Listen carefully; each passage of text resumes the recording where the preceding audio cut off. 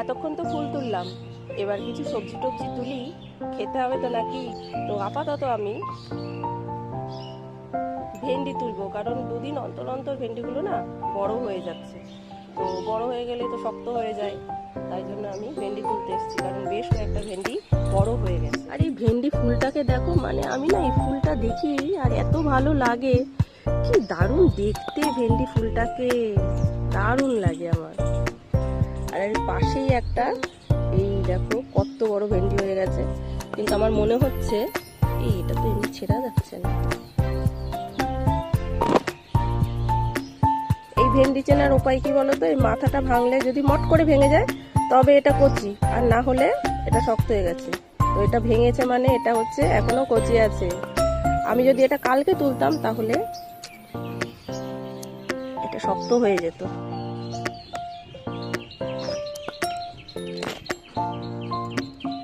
দুটো পেলাম, দেখা যাক। এই দেখো কতগুলো ভেন্ডি হলো, আজকে এতগুলো হলো, কালকেও এরকমই হবে, পরশু এরকম হবে। তো এই 2-3 দিন মিলে একবেলা আরামসে হয়ে যায়। এখানে দেখো একটা কুমড়ো শাক বেশ মাচা করে দেওয়া হয়েছে, বেশ বড় হয়ে গেছে। তো এখান থেকে আমরা কুমড়ো শাকের ডগা কেটে কেটে খাচ্ছি। আর এখানে তার সাথে আছে তোমার পুঁই শাক, যেটা দেখো ওইখান থেকে ওই এরকম লতিয়ে লতিয়ে মাচার দিকেই আসছে। আর এপাশে আছে এটা শশা গাছ। এই শশা গাছে কিন্তু একটা দুটো করে ফুল এসছে সবে। এই পাতাগুলো চেনো তোমরা? এগুলো কিন্তু গ্যাদাল পাতা, ওই যে পেট খারাপ টারাপ হলে খায় না, এটা হচ্ছে সেই গ্যাদাল পাতা। বাড়িতে এই সাদা নোটে, লাল নোটে এগুলো তো আছেই, সঙ্গে আর একটা শাক আছে, সেটা হচ্ছে এই যে এটাকে গ্যাদামণি বলে। আমার না খুব ভালো লাগে খেতে এই গ্যাদামণি শাক।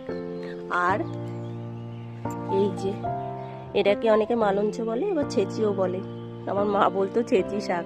তো এই শাকটাও খুব সুন্দর খেতে হয়। যেটা আমাদের বাগানে ভর্তি হয়ে আছে সেটা হচ্ছে এই যে ঘ্যাটকোল পাতা, প্রচুর হয়েছে, কিন্তু এটা রান্না করা খুব টাফ বলে আমার না আর রান্না করা হয় না। প্রথমে এটাকে এখান থেকে তোলো, তারপরে ধোও, তারপরে কাটো, তারপরে বাটো, তারপরে ফ্রাই করো।